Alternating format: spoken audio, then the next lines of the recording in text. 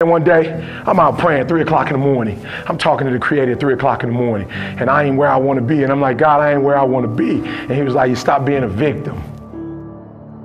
How many people do you know that had everything and were miserable or even took their life? Some people's expectations, their belief systems are, life should be taking care of me. I got to show people that life is calling to you. You need to deliver something to life. Because as long as you're waiting for somebody to take care of you, then you're always the victim. You're always waiting.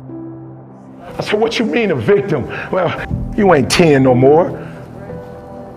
The decisions you make right now is up to you. You crying about something that happened to you when you was a kid. You ain't even no kid no more. You a grown man.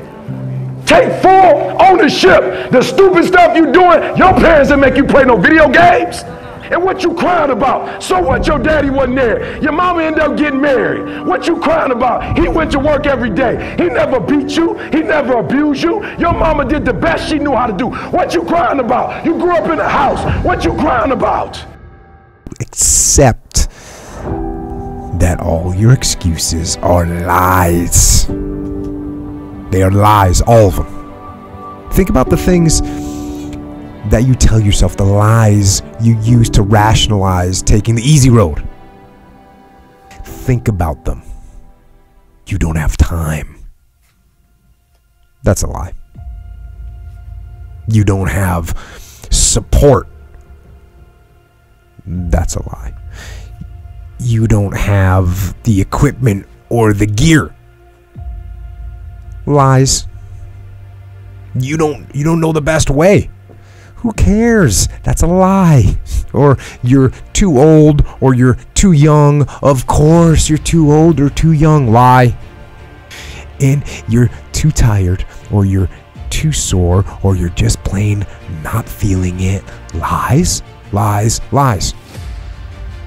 And the list goes on and on and on.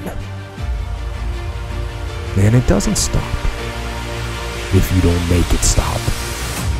So cast out the lies, burn them down.